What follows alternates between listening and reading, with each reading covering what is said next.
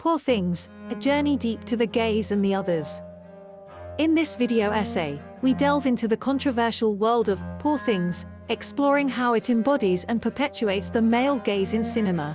From the outset, Poor Things presents itself as a groundbreaking cinematic experience, with its lavish world-building, charismatic protagonist, and stunning visuals. Yet, beneath the surface, it succumbs to the age-old trope of the male gaze. In the film, we join Bella Baxter, played by the amazing Emma Stone, as she ventures through a fantastical steampunk world. Though it initially hints at exploring themes of women's empowerment and freedom, the movie ultimately falls short, sticking to old-fashioned gender roles and treating Bella more like an object than a person.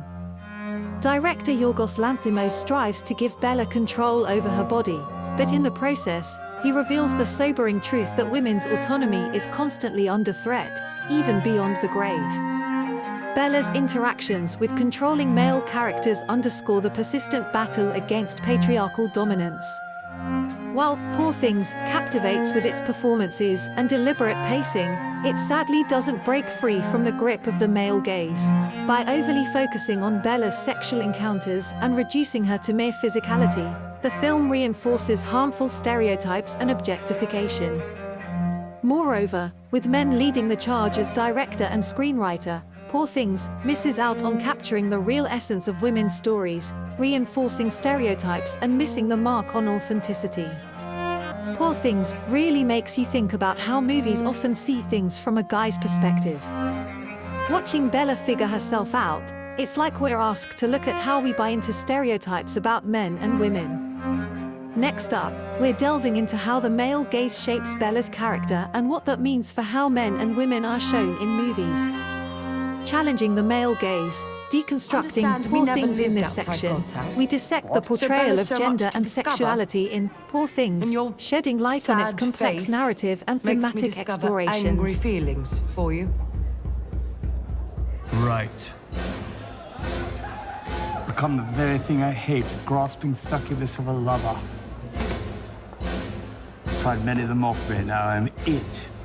Fuck.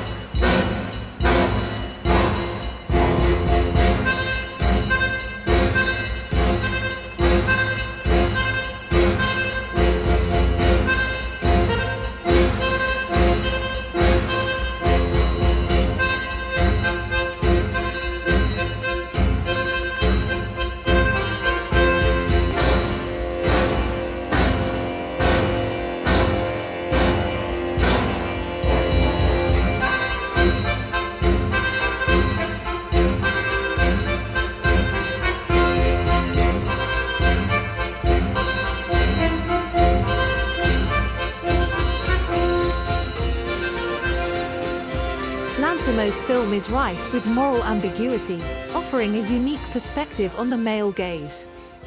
While some argue that it challenges traditional notions by showcasing both male and female nudity, a closer examination reveals deeper layers of inequality.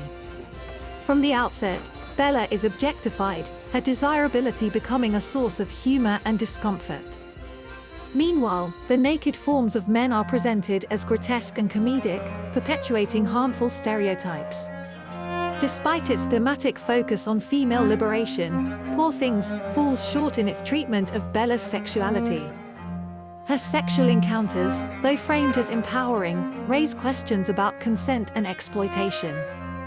Yet, amidst these troubling portrayals, there are elements that subvert the male gaze. Bella's defiance against male oppression and her journey to self-discovery offer moments of empowerment and catharsis. Moreover, the movie pushes back against the usual attitudes toward sex work, showing it without any shame or criticism. But at the same time, it makes us think about who gets to tell these stories and whose voices are being heard. In the end, whether Poor Things empowers or diminishes women is up for debate and depends on a personal perspective. But what's clear is that it gets people talking and challenges us to think about our own views and prejudices. As we delve deeper into the film's themes, we're left wondering, what if Poor Things wasn't directed by a man? Would its portrayal of gender and sexuality be different? Dissecting Poor Things, a feminist masterpiece or male fantasy? In this section, we grapple with the contentious question, is Poor Things a feminist triumph or a perpetuation of male fantasy? Critics like Samir Ahmed argue that the film, despite its captivating performances and comedic elements, ultimately falls short of feminist ideals. Bella's portrayal as a sexually voracious woman with a childlike mind raises troubling questions about consent and exploitation. The film's treatment of prostitution, romanticized by male creators, reinforces harmful stereotypes and perpetuates patriarchal norms. She suggests that the film, while offering a vision of female sexual freedom, transcends conventional categorizations. Bella's uninhibited exploration of pleasure defies societal norms, sparking both admiration and discomfort. He argues that Poor Things challenges traditional gender roles, presenting men as relics of a bygone era obsessed with power. The film's celebration of raw animal energy provokes introspection about societal norms and expectations. She argues that Poor Things offers a refreshing depiction of sexual liberation, free from societal constraints and shame. She contends that while Poor Things may not align with traditional feminist narratives, Bella's unapologetic pursuit of pleasure challenges patriarchal norms and expectations. Poor Things defies categorization, igniting debate on gender and sexuality. Its interpretation as feminist or male fantasy hinges on individual perspectives. Delving deeper, it challenges notions of gender, power, and agency. Critics have raised objections, citing the male directorship and the alleged male gaze present in the film as contributing factors to its perceived sexism. Additionally, concerns have been voiced regarding the portrayal of nudity and the implications of Bella's unique circumstance on issues of consent. Stone dismisses the notion of Bella being portrayed as a child in these scenes, emphasizing her interpretation of the character's journey. Director Yorgos Lanthimos echoes this sentiment, urging viewers to approach the film as a work of storytelling rather than a literal depiction of reality. The more challenged men seem to be by it. Bella's sexuality, it's an incredibly important part of the story. The human experience is fascinating to her. Sex is a major part of that. Why do people not do this all the time? I wanted to play Bella because it felt like acceptance of what it is to be a woman, to be free, to be scared and brave. We must experience everything, Bella. This makes us whole. Yorgos has given me a gift by asking me to be a producer on this. I've gotten to be very privy to the whole process that I wouldn't have if I were just acting in it. It just felt like the perfect combination. Bella. Why keep it in my mouth if it is revolting? In addressing these criticisms, Stone offers insight into the complexities of audience reception and the challenges of navigating discussions surrounding themes of sexuality and consent in cinema. In conclusion, Poor Things serves as a catalyst for critical discourse on gender dynamics and sexual representation in cinema.